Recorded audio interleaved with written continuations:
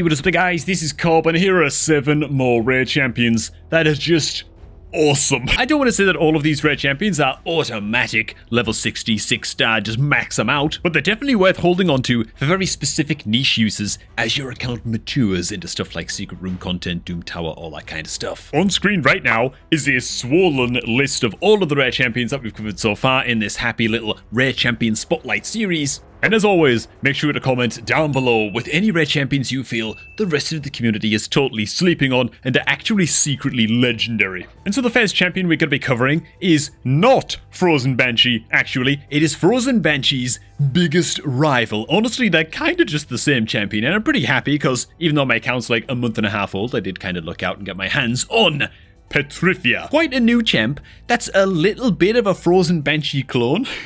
I feel like they kind of do almost exactly the same thing, at least. But hey, Petrifia, excellent champion for clan boss progression. Again, kind of just like Frozen Banshee, right? Her kit attacks one enemy 2 times, with each hit having a 35% chance of placing a 30% decreased defense debuff for a couple turns. If the target is under poison sensitivity placed by this champion, each hit has a 35% chance, again fully bugged, of placing a strong decreased defense debuff for 2 turns instead. So our A1 is really the, I guess, like main deviation from what Frozen Banshee does, right? It's kind of what sets her apart. It's her other 2 skills that get to be a little bit similar. Her A2, Desiccation, attacks all enemies 2 times. The first hit has her fully bugged 100% chance of placing a decreased attack debuff, and the second hit has a 75% chance of placing a 5% poison debuff for a couple turns. And then it's up to her A3 to bring all things together, which it does very neatly, man. Attacks 3 times at random, each hit with a 25% chance of placing poison sensitivity debuff for a couple turns, and if all hits land on the same target, also places a 5% poison debuff for a couple turns as well. So excellent, really strong A3, particularly single target fights, clan boss. Now, which is actually better, Petrifia or Frozen Banshee? Well, oh my god, this is becoming like a huge debate. I said, well, not a huge debate. Who's really going out there talking about this like on the daily in the raid community, you know? But still, Petrifia versus Frozen Banshee, which is actually better at doing the job of like a nice economy way of progressing through clan boss, poison sensitivity, all of that good stuff. Who's the better between the two? I actually just genuinely don't know, but I would love to hear what you guys think about it, man. Petrifia or Frozen Banshee, what would be your go-to, man, for progging clan boss if you could pick between the two? Next up, we have Reliquary Tender, dude. Reliquary? Dude, why is it hard for me to say that word, dude? Anyways, man, for Reliquary Tender, I'm just gonna call her Tender from now on, I can't take it. Her A2 is what it's all about, man. Removes all debuffs from all allies, then places strong continuous heal buff on them for a couple of turns. Really good stuff. As far as rare champions go, I think is she just actually the best cleanser by a lot amongst all rare champions? I think she might be. Will you be taking her all the way to 60? Probably not. She'll be quite low priority. Chances are you're going to find a better cleanse champ before you have to take it to 60. Keep her at level 50, it's fine, she'll do the job for the most part. If you don't find a replacement and don't find a better cleanse champ, then hell, you might take it to 60. But I'd say she's somewhat low priority, man.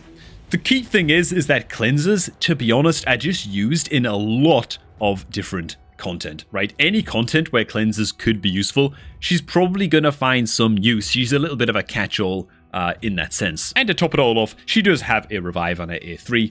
It's a pretty long cooldown, and it's a pretty crap revive, but I don't know, some revive is better than none. Next up, we have Life Taker of the Shadowkin faction. Now, Life Taker is, again, not an auto 60, but if you're really lacking a champion like Allura or someone that can really help you just slap the cheeks off of Fire Knight, then Life Taker kind of does it all against that specific piece of content, dude. She's got some turn meter reduction, she has multiple attacks that attack in multiple times, her A1 is an attack one enemy 2 times, with each hit having a chance to place a 100% heal reduction debuff for a couple of turns, which is also good against Fire Knight, right? Hit pause on his healing, and her A2, attack one enemy thrice, each hit having a 50%, I don't know why I said thrice, 50% chance of decreasing the target's turn meter by 10%, and the third hit having a chance of placing a strong decrease speed debuff for a couple of turns. So, as you can see, she kind of does it all. If you're looking for a rare champ to fill out your Fire Knight team, if that's a gap in your team that you want to fill, Life Taker can be awesome for progressing your way through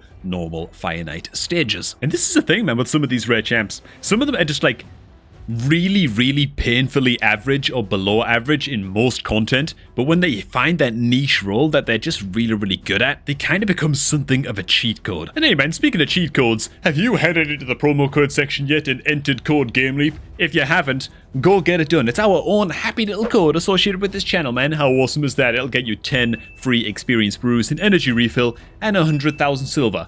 Every little helps, you know what I'm saying? And hey man, if you're a new player just starting out your Raid Shadow Legends adventure, make sure to do so by clicking the link down below at the top of the description box to start off your fresh account with a happy little free epic champion. Not Muckstalker, he's next we're going to be covering in the video. But by using the link down below, you'll be starting off your account with a free epic, ton of free starting resources. It's going to be awesome. So do that. Alright man, what the hell are we doing looking at Muckstalker? Look at this garbage champ. Wait a minute. Sand Devils, dude. That's what this champ is for. It's his only purpose in life.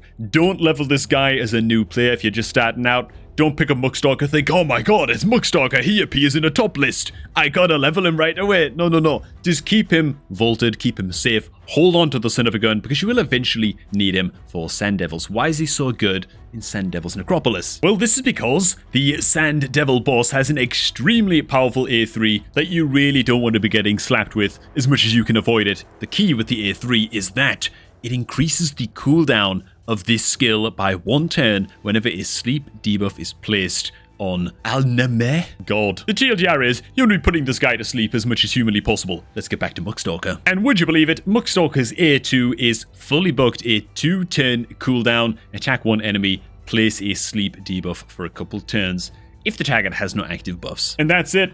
That's his job. Slap him in high accuracy, spam as much speed as you possibly can onto your Muckstalker, and just get him to spam his A2 over and over against Sand Devil, and you'll have a really good time of it. Again, do not rush level this guy to max 60.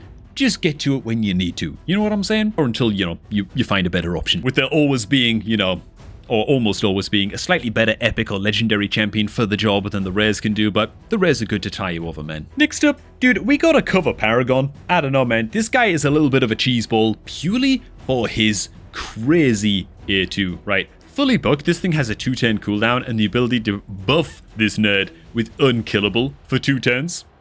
Meaning he's just perpetually unkillable. And I don't know, man. I obviously haven't had a chance to play with this guy myself. I'm not sure what the limitations of this A2 are and just how much content you can cheese your way through by doing this. Is it a good idea to max him out to level 60? Probably not, but definitely don't be using this guy as food, In fact, I've seen a lot of people say that they just leave him at like level 40 or level 50 because they want the enemies to be constantly attacking into Paragon, knowing that they have no way to actually kill him through his unkillable or like crowd control him and let the unkillable wear off and then kill him, There's just some good cheesy stuff you could do with this guy, and I'm pretty excited to eventually get him and try him out myself, man. Does he deserve a spot on the list just for that?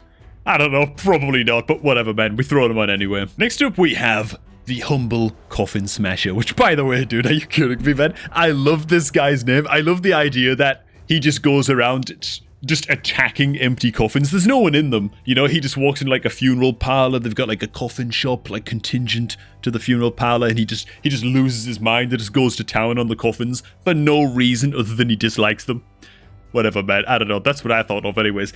The reason you want to grab this guy, progression in Clan Boss. Are you going to find a better option than him as the game goes on?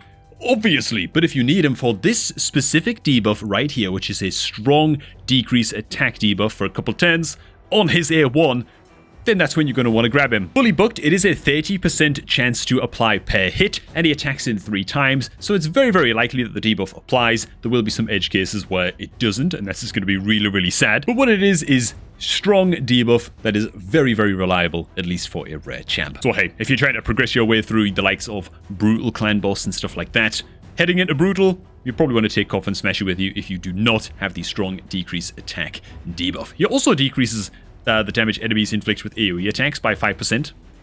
Also not bad into clan boss, I guess, for his passive. It's a little bit of something. And all in all, what can I say?